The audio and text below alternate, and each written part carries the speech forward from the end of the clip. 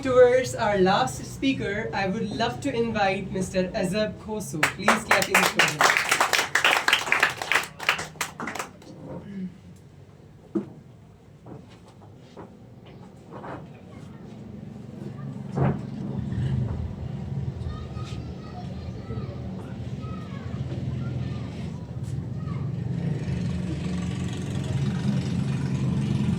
है जुर्म अगर वतन की मिट्टी से मोहब्बत, है जुर्म अगर वतन की मिट्टी से मोहब्बत, हाँ मैं मुजरम सदा मेरी हिसाबों में रहूंगा.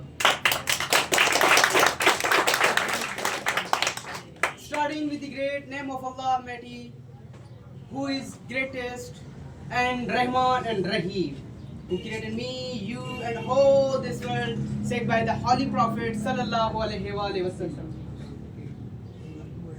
Our chief guests, teachers, director, and all my listeners, I want to greet you. Assalamu alaikum. So today is my topic. Give me peace. I will give you a better Pakistan. Today I only demand for a peace of peace. I ensure you that I will give you the developing Pakistan, progressive Pakistan, integrative Pakistan, and exclamatory Pakistan. For an example, if you will see that situation of Pakistan, that the condition of Pakistan, everyone want to earn money, no peace. One people said it, no gun, only pen. If you have pen, so you didn't need a gun. So like that, the universal meaning of peace defines a state which provides inner certifications and which has enters its positive influence on the outer environment. But in our country, it is flying in our dreams and has been created development, uncertainty, insecurity, instability, inequality, dishonesty, integrity, and experience have damaged our positivity, ability, creativity, majority, productivity, and sigma of thought. Oh my Lord! See the condition of Balochistan. See the condition of our province. What's going here? What's going there? Where is our peace? Where is our rights? Where we beg for the rights for the peace. Where we go for the peace, for rights.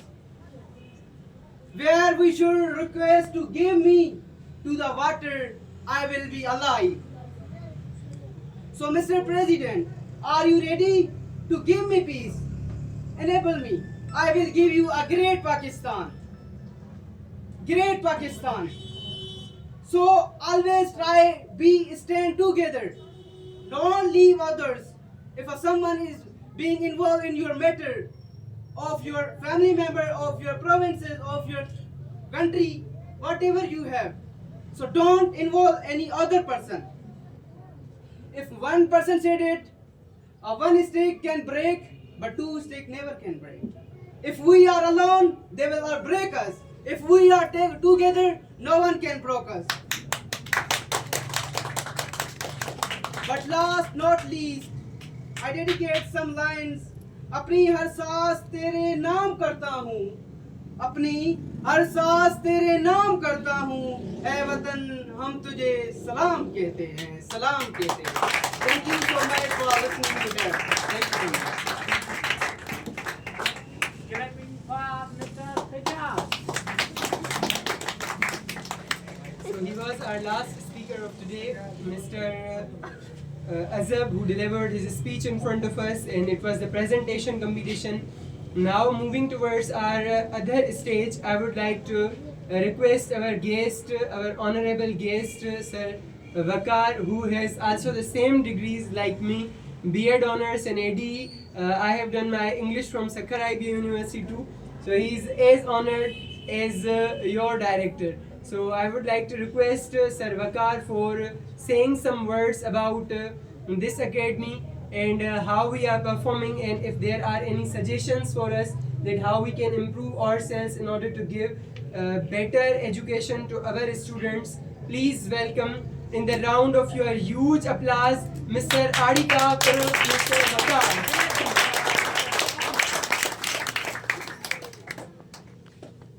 नहीं है तेरा नशीमन कसर सुल्तानी के गुंबद पर, नहीं है तेरा नशीमन कसर सुल्तानी के गुंबद पर, तू शाही ने बसेरा कर पहाड़ों की चट्टानों पर। Thank you so much, Sir Habib. Thank you, sir, and thank you all of you. And Assalamu alaikum. Walaikum assalam. Myself, Vakar Ahmed, and I did Pak Studies degree from Shah Abdul Latif University, and also I have a degree B.Ed with Sir Habib. So मां तव्हांखे हाणे कुझु पंहिंजी life जे बारे में अॻु में ॿुधाइणु चाहियां पियो ऐं तव्हां जो माशाल्लाह जेका अकेडमी आहे अकेडमी त तमामु बेस्ट मूंखे लॻी छो जो तव्हांजा जेके बि तव्हांजा ओपिनियंस हुया या जेके बि तव्हां स्पीच कयूं हिते मूंखे सॼियूं माशाल्लाह सुठियूं लॻियूं। कंहिं वैक्सीन जे बारे में ॿुधायो, कंहिं पोलियो जे बारे में ॿुधायो, कंहिं पंहिंजो क्लाइमेट चेंज जे बारे में ॿुधायो, कंहिं वाटर पोल्यूशन जे बारे में ॿुधायो ऐं कंहिं वालदेन जी रिस्पेक्ट जे बारे में ॿुधायो। त तव्हांजो जेके बि माना ॻाल्हियूं आहिनि सिर्फ़ु इहे ॿुधाइण जूं न हूंदियूं आहिनि, तव्हांखे मां इहा शइ बि चवणु चाहींदुमि त हिन ते इम्प्लीमेंट बि हुजणु लाज़मी आहे। छो जो ॾिसो असांजो जेकाबाद हिकिड़ो बैकवर्ड सिटी आहे, बैकवर्ड आहे। जॾहिं जंहिं तव्हां हिते अचो था काफ़ी असांजे घरनि मां ई तनक़ीदा थींदियूं आहिनि, ख़ासि तौर ते लेडीज़ ते, ठीकु आहे। त उनखे चेंज केरु करे सघे थो? तव्हां ई चेंज करे सघो था। तव्हां मुस्तक़बिल हो, पंहिंजे घरनि जा मुस्तक़बिल हो, पंहिंजे शहरनि जा मुस्तक़बिल हो, त पंहिंजे सिंध जा मुस्तक़बिल हो, पंहिंजे पाकिस्तान जा मुस्तक़बिल हो।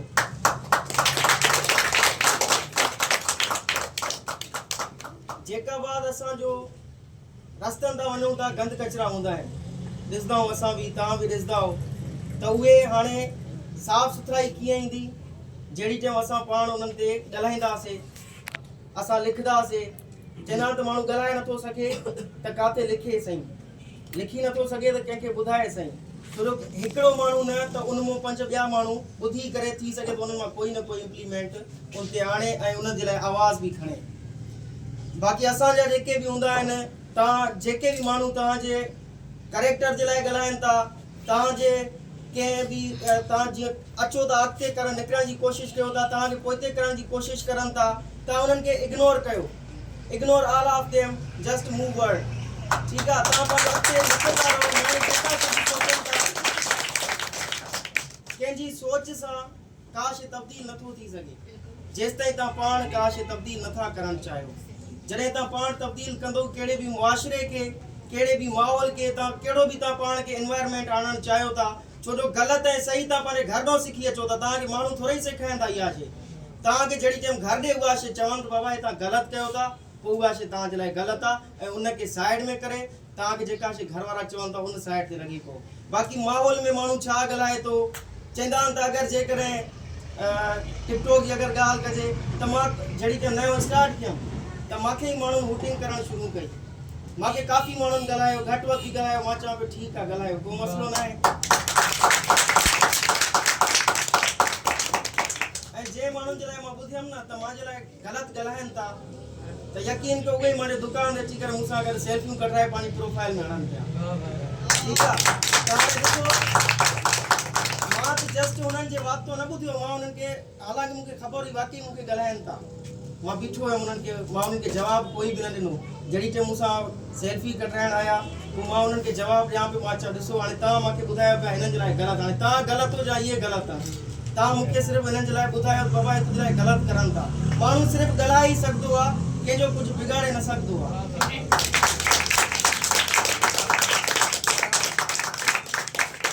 बाक़ी साईं हबीब शाह जी माशाल्लाह महिनत आहे ऐं साईं जी इंग्लिश जो त मां पाण बि तमामु वॾो फैन आहियां, छो जो असां जहिड़ी टाइम पढ़ंदा हुआसीं त माशाल्लाह सर जो सिंधी ॻाल्हाइण ईअं लॻंदो इंग्लिश ॻाल्हाए थो, ठीकु आहे। ऐं असां पाण सर जहिड़ी टाइम क्लास खां ॿाहिरि वेंदा हुआ त रियलिटी मां तव्हां सां हिकिड़ी ॻाल्हि कयां थो, उते जहिड़ी टाइम क्लास में असांजूं फीमेल्स बि हूंदियूं हुयूं, बॉइज़ बि हूंदा हुआ, सर्वर न हूंदा हुआ, निकिरी वेंदा हुआ, ठीकु आहे।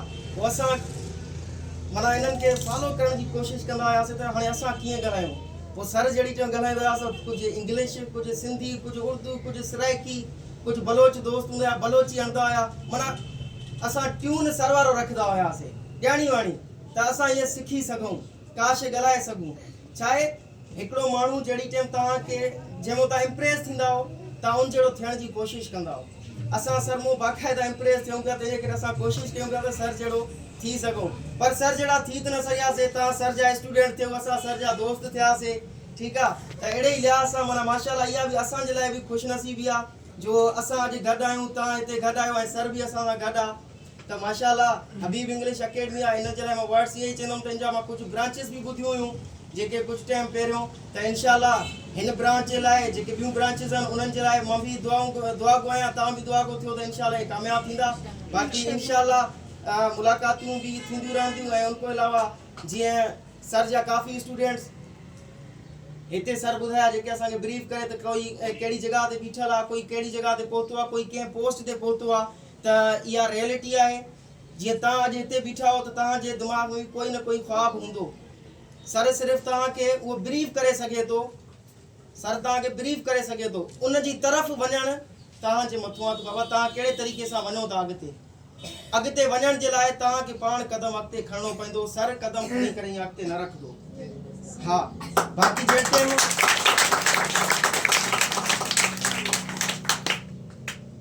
ऐं हिकिड़ी ॿी ॻाल्हि सर जा जेके वाक़ई प्रोग्राम आहिनि ऐं मां पाण बि ॾिठो हुयुमि ओड़ी टाइम त मां टिकटॉक घटि यूज़ कंदो हुयुमि पर फेसबुक ते मां घणो यूज़ कंदो हुयुमि फेसबुक उन टाइम फेसबुक ऐं यूट्यूब पोइ सर जो मां प्रोग्राम ॾिठो हुयुमि वशमैन कोई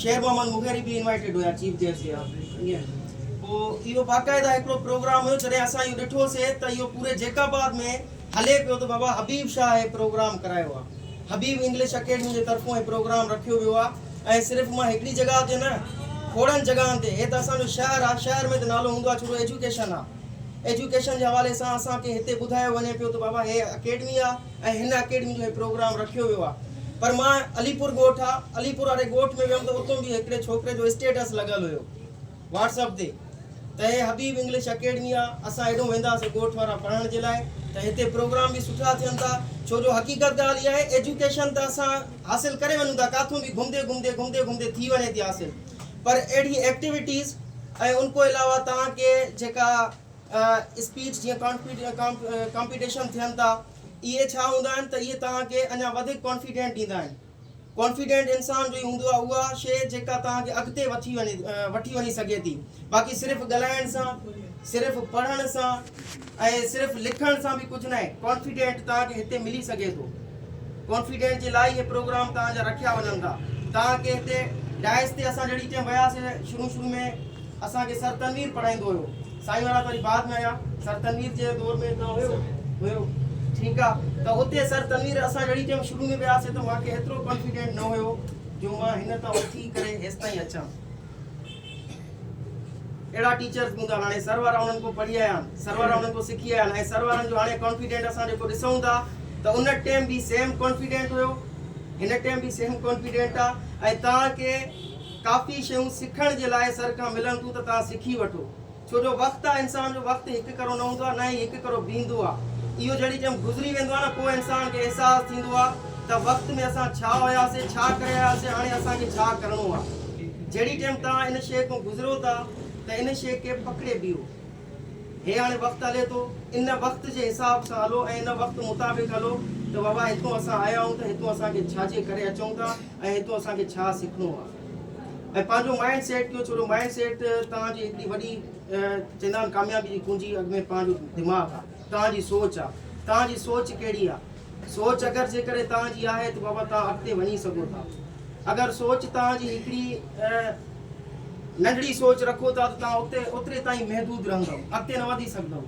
पंहिंजी सोच खे चवंदा आहिनि त उत्तम रखो छो जो ख़ुदा पाक अलाह पाक ते सभिनी जो यकीन आहे ईमान आहे अलाह पाक पाण फरमाइनि था त मूं में एतिरी उमेद रखो जेतिरो मां ॾेई सघां थो जेतिरो मां वॾो आहियां जेतिरो तव्हां मूंखे वॾो सम्झो था एतिरी वॾी उमेद रखो एतिरी उमेद न रखो जेतिरी तव्हां हिते पंहिंजे माण्हुनि में उमेद रखो था त तव्हांखे बि ख़ुदा पाक हिकिड़ो ज़रियो ॾिनो आहे हिते अचो था त हितां तव्हां सिखो ऐं वॾी उमेद आहे जेके खणी आया उहे वॾी उमेद आहे हितां हासिलु करे वञो त बहितर आहे बाक़ी again and again I want to tell you त माण्हुनि खे इग्नोर कयो उन्हनि खे जेके तव्हांखे पोइते करणु चाहिनि था, ठीकु आहे। बाक़ी उन्हनि सां तव्हां गॾु बीहो जेके तव्हांखे हौसला अफ़ज़ाई करनि था, जेके तव्हांखे अॻिते वधाइणु चाहिनि था। ऐं काफ़ी शयूं हूंदियूं आहिनि इंसान खे जहिड़ी टाइम उहो चाहींदो आहे त बाबा मां हे शइ बि कयां, ऐं काफ़ी उन वटि अहिड़ा हालात अची वेंदा आहिनि जो परेशान थी वेंदो आहे, उन हालातनि जे करे पोइते थी वेंदो आहे, ठीकु आहे। पर इन हालातनि खे बि तव्हांखे ई फेस करिणो आहे, छो जो तव्हांजो मुस्तक़बिल आहे, तव्हांजो अॻिते वधिणो आहे तव्हांखे ई। जहिड़ी टाइम इंसान घर को निकिरे थो त काफ़ी सोच रखी करे निकिरे थो, हर कंहिंजी अलॻि अलॻि सोच हूंदी। हिते तव्हां में कोई पायलट वेठो हूंदो, कोई डॉक्टर वेठो हूंदो, कोई इंजीनियर वेठो हूंदो, कोई पॉलिटिकल लीडर वेठा हूंदा। अॼुकल्ह पॉलिटिकल लीडर जी सोच घणी हले थी, तक़रीबन मां नौजवान ॾिसां थो न त उहे चवंदा त असां पॉलिटिशियन में ईंदासीं। तक़रीबन मां अहिड़ा छोकिरा बि ॾिठा आहिनि जेके स्कूल्स त वञनि था, स्कूल जूं वञी करे उते बि सियासी ॻाल्हियूं करनि था, सियासत हलाइनि था। इहा सुठी ॻाल्हि आहे, हलाइजे, पर उन मुतहद हलाइजे जहिड़ी टाइम तव्हां पढ़ो था, हिते तव्हां सभिनी जो हक़ु आहे। जहिड़ी टाइम तव्हां कंहिं बि नौकिरी जे लाइ अप्लाई कयो था न, तव्हांजो छा थी वियो, हक़ु थी वियो, छो जो तव्हां महिनत कई आहे। महिनत वारे जो ई हक़ु हूंदो आहे कंहिं बि नौकिरी जे लाइ, कंहिं बि मतिलबु असां जंहिं शइ लाइ महिनत कयूं था, असांखे अगरि उन तरफ़ वञूं था त ईअं सम्झो असांजो ई हक़ु आहे। ईअं न आहे त हिकिड़ो माण्हू घर वेठो आहे त उनजो हक़ु आहे। इहा शइ असांखे चेंज करणी आहे, इहा शइ असां चेंज कंदासीं, ॿियो कोई चेंज न कंदो। ऐं काफ़ी माण्हू मां अहिड़ा ॾिठा आहिनि, हाणे मुंहिंजो मामो, मां पंहिंजे मामे खे पाण इनडायरेक्ट नथो चवां, मां डायरेक्ट चवां थो, छो जो मूंखे हुन इहा ॻाल्हि कई त तूं केतिरो बि पढ़े थो, छा बि कर, त असां पैसे वारा नौकिरी असां ई वठंदासीं, ठीकु आहे। छो जो छा आहे त असांजो हिते माइंड सेट थियल आहे त नौकिरी असांखे पैसे सां मिले थी, महिनत सां नथी मिले। पर जेका तालीम आहे न, तालीम तव्हांजी नौकिरी खां वधीक आहे। नौकिरी असांखे तालीम नथी सेखारे, असांखे बादशाही सेखारे थी तालीम। असांखे तालीम चए थी तव्हां बादशाह हो, ग़ुलाम न आहियो।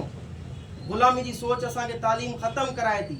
बाक़ी जेके इहे माण्हू चवनि था पैसा भरे नौकिरी वठंदा, त जॾहिं पैसा बि भरनि था पोइ नौकर बि थियनि था, त इहो छा फ़ाइदो। जहिड़ी टाइम हा तव्हां पाण जे लाइ निकिरो था, पाण महिनत कयो था, पाण तव्हांखे उहा नौकिरी मिले थी, पोइ तव्हां उन नौकिरी जा बादशाह हो, नौकर न आहियो।